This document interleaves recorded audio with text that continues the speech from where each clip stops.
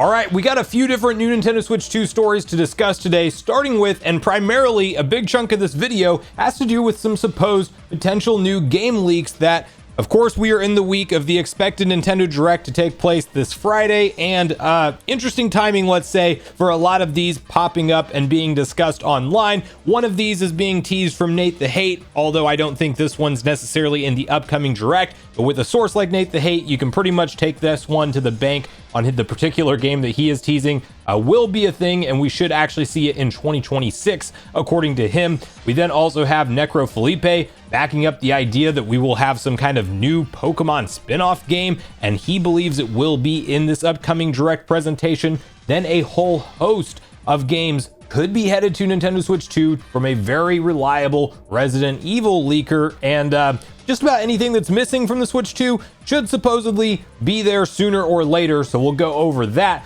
Then the last couple stories I want to highlight is Sega teasing some unannounced projects ahead of the Tokyo Game Show participation that we will see from them, and some of these could indeed show up at the Nintendo Direct, so we'll speculate on what they might be. And finally, if you are somebody who is on the fence about Star Wars Outlaws for Nintendo Switch 2, which so far has been received as a very across-the-board sound technical port to Nintendo Switch 2, well, you do have potentially the opportunity to check this out as a demo coming up very soon, and a new patch that could have actually fixed some of the issues like pop-in that we were seeing with the initial gameplay footage. So we're going to break down all of this information. Before we do, make sure you like, subscribe, and turn on your bell notification to join Sunbro Nation if you're new here. And we are going to first kick this off right over at My Nintendo News, where you can see the following article, which outlines Nate the Hate says Final Fantasy VII Rebirth to launch on Switch 2 and Xbox in 2026. Respected video game leaker Nate the Hate is back with news which will please fans of the long-running Final Fantasy video game franchise.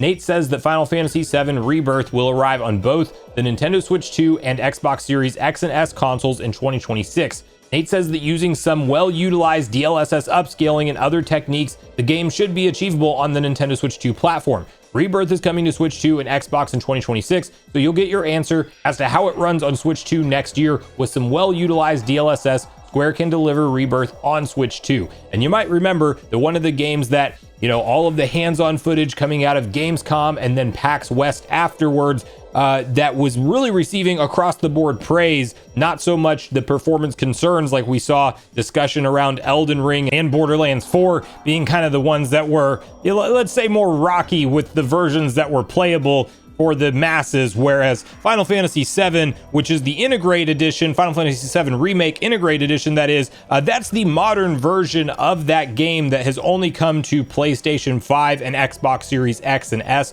but not the prior generation consoles. And that one, by all accounts, is looking and running great. It is a locked 30 FPS for the Nintendo Switch 2, but it does not seem to have any issues with frame dips, and it just looks and plays beautifully. Of course, it has that newer lighting engine and things like that, but Rebirth will be a more interesting one because that is a game that notoriously struggled even on the current generation platforms. Like the base PS5 running that game and the amount of frame drops in some of the rocky areas and the more open environments, it was quite taxing on that dedicated home console hardware. And so it is kind of interesting to see Nate the Hate talk about, yeah, we're going to see what it looks and runs like on the Switch 2, because yeah, you're going to need to utilize DLSS with a game like that. There are definitely bigger and broader, more open areas in Rebirth from my understanding. So it will be interesting to see, is DLSS going to be kind of the shortcut that allows that game to look and run up to an acceptable standard on the Switch 2, but the fact that we should be able to safely expect it to come in 2026 is nice. It's also not really too big of a surprise, considering that, yeah, I mean, if we get one of the trilogy games for Final Fantasy VII being Remake Integrate, they're probably not going to just leave the other two and not bring them to Nintendo Switch 2, and we've even seen some direct teases from the Square's own studio heads saying, like, the power of Nintendo Switch 2 makes it possible to bring the Final Fantasy VII Remake games over to the platform. So definitely the plan is to bring them all, and this is just some nice reassurance to see that it should be headed there in 2026. Okay, next up we have Necro Felipe claims a spin-off Pokemon game is planned to show up in the Nintendo Direct. According to another Pokemon leaker, Riddlerku something new that's not Legends EA related will be revealed sometime in September. Necro Felipe backs up the claim, adding that it's supposedly a new spin-off game that will show up in the Direct this week. It could potentially be a new Pokken, a Pokemon Mystery Dungeon, Pokemon Rangers, Pokemon Stadium, Pokemon Coliseum, or maybe even a Hey You Pikachu spin-off. Just some ideas being tossed around there of what kind of spin-off Pokemon games we've seen in the past. And yeah, listen, it could be any of those. I do think it's going to be a different style gameplay loop inherently than something that's more like Pokemon battle focused with the traditional battle system, because Legends EA is going to be, you know, the big highlight and star for the foreseeable future. And we also have that free to play / mobile game in Pokemon Champions that's all battle based, more of the traditional turn based battle action. That it's the entire game is built around that, and we know that's going to be coming out at some point in 2026. So this would be something entirely different than that is not currently officially announced. And so that's where, you know, some of the speculation can run wild. I do wonder if we would see something like another Pokken game that is released for Nintendo Switch 2, because I don't think that one did like amazing in sales numbers or anything, but it was definitely a decent Pokemon characters meet in a more fighting based style game, and it would be interesting to see them go back to that. Of course, there's probably plenty of fans of the Mystery Dungeon games over the years, and really this one could be anything at the end of the day. But we have seen brand new Pokemon projects announced at things like Nintendo Directs. They don't only show up at Pokemon Presents, even though that is sometimes how they get announced. So we'll just have to see what this September Direct holds in terms of some kind of new spin-off Pokemon game. But that was one that I was not necessarily expecting to see on the list of predictions, but now maybe one that we can somewhat expect. Of course, it's always possible that this is saved for a different event and not at the Direct, but at least according to what Necro Felipe has heard, and he does have a decent track record of revealing things like this ahead of time, he expects it to be at this upcoming Direct presentation. So we'll have to wait and see, but Pokemon fans may have more of a reason to tune in than just Legends EA, which is still, I mean, my big highlight game. I would be very surprised if a Pokemon spin-off title could do anything to kind of outshine Legends EA at this point, because now that I've seen more of the real live action battle system and even that multiplayer battle that they're including, in addition to the one concern being the fact for me that this game takes place entirely in the city. Regardless, more Pokemon goodness potentially set to come to Switch 2 and maybe being revealed very soon. And then next up over at My Nintendo News, you have Dusk Golem. All Resident Evil RE Engine games are coming natively to Switch 2. Dusk Golem, who specializes in Resident Evil game leaks, has stated that he's heard that all RE Engine Resident Evil games are coming natively to the Nintendo Switch 2.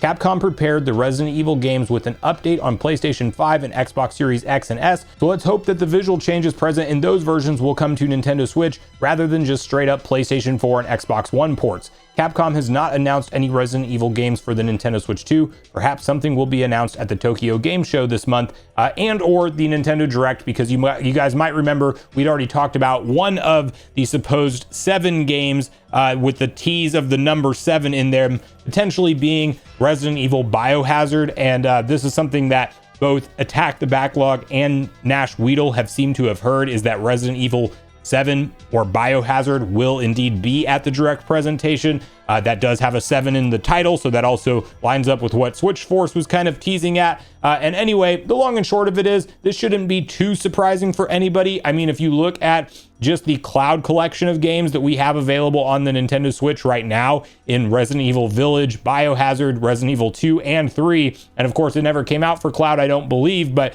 Resident Evil 4 now being available, the full remake in the RE engine as well, would be a no-brainer and an instant day one slot in to the Nintendo Switch 2 whenever Capcom can get that port up and running. And I just think that this one is one of those more obvious things that like eventually this was going to happen. But what will be interesting is to see if it's kind of marketed as some kind of collection where they actually sell the games potentially together at discounted rates, or part of the 30th anniversary celebration, stuff like that. Or are these going to be trickled out to us in standalone releases where we see something like Biohazard revealed at this upcoming Nintendo Direct, but then, you know, further on down the line, we get the confirmation of 2 and 3 coming over natively, or are they just all spaced out, you know, 4 or 6 months apart? That's what's going to be interesting to see how Capcom goes about this and how they bring those games that are already out and established on other platforms to something like Nintendo Switch 2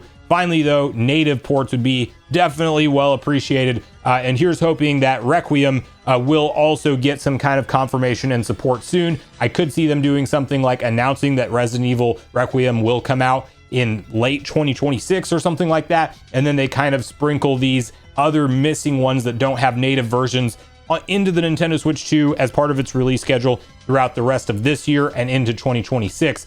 These are all possibilities on how they could go about it, but yeah, we'll have to wait and see. But I do think that, yeah, Resident Evil fans, you should have plenty of stuff to play on the Switch 2 in terms of those missing remakes that we don't have native versions for right now.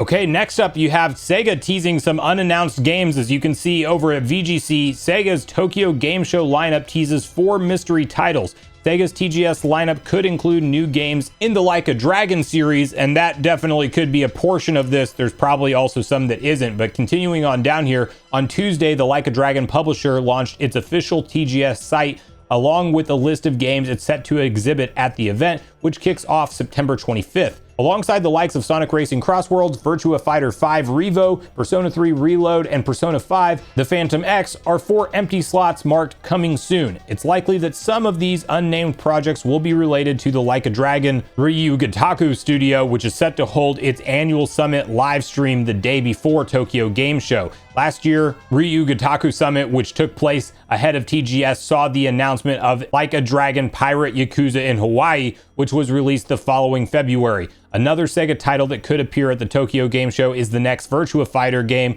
Just last month, Sega showed off a first look at the in-game combat of its upcoming Virtua Fighter sequel. It's possible the remaining titles could be shown during the expected Nintendo Direct livestream. Sources have previously told VGC that a Nintendo Direct presentation is planned for mid-September. So whatever this is, Like a Dragon, probably there. The next Virtua Fighter, potentially one of these games that is being teased before Sega games that we technically don't know about, at least in an official capacity today, should be revealed sometime soon, at least ahead of Tokyo Game Show, which is September 25th.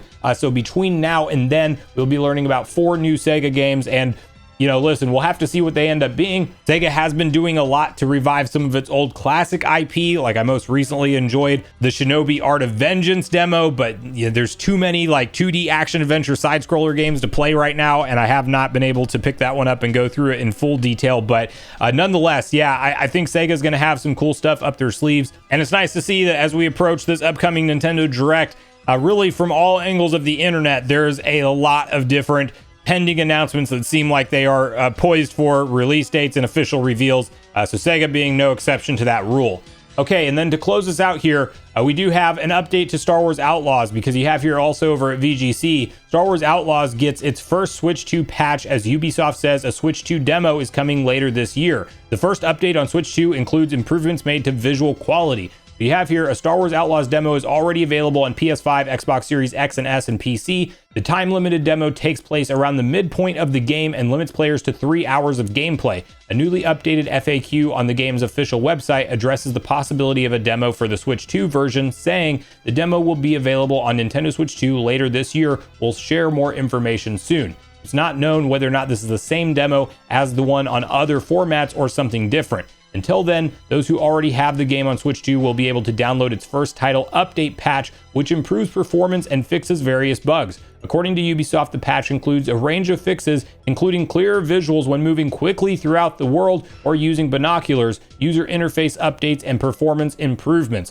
So while this is already an impressive port and really one of the better looking third-party Nintendo Switch 2 games, really better looking Nintendo Switch 2 games, period, and one that's made for only modern generation consoles, obviously lots of praise it's been receiving online, and even in my own video that I did discussing the game's performance, all things considered, it runs and looks great. Now, the core gameplay loop itself, it hasn't quite hooked me in or anything, and I haven't gone back to it since Silksong came out, but it is one that I intend to play through to completion at some point in time, or at least, give it another 10, 15 hours and see if it really does hook me in. But yeah, it's a beautiful looking game on Switch 2. It's one that I can recommend based off the performance and how well it runs, and it just depends on if you're going to really get into the gameplay loop or not. But there's plenty of detailed reviews on it at this point in time, and a demo coming for the game will be a nice addition. And the one visual quality gripe that I saw common online, and even myself, I mentioned in my own video, you did notice the pop-in as you were actually driving around on your speeder and, you know, as they mentioned, moving fast through the environment, you could see some textures just completely appear out of nowhere. And that's something that this performance patch, in addition to other visual enhancements, should actually improve, which is nice to see. You know, kudos to Ubisoft when they do something great. They're definitely not typically in the spotlight for that. I will say that this is one of the more impressive and surprising ports from them that I don't think many had high expectations for initially. So nice to see where it landed, and at least so far, post-game support does seem to be pushing it in an even better direction, all things considered. But let me know in the comments down below what you make of all the different stories we talked about today. What do you think of news like Final Fantasy VII Rebirth heading to Nintendo Switch 2, a Pokemon spin-off game? What do you think that might be? Are you excited for any of the Resident Evil games in the RE engine that haven't come over natively to Nintendo's console? What unannounced Sega projects would you like to see revealed as part of these teased 4 games that they've posted? And have you picked up Star Wars Outlaws, and what's your personal take on it so far? Make sure you share all your thoughts and feelings in the comments down below before you leave, regardless if we agree or disagree. Also, make sure you like, subscribe, turn your notification bell. And with that, I've been Sunbro, you've been Nation. Thanks so much for watching, and I'll see you guys in the next video.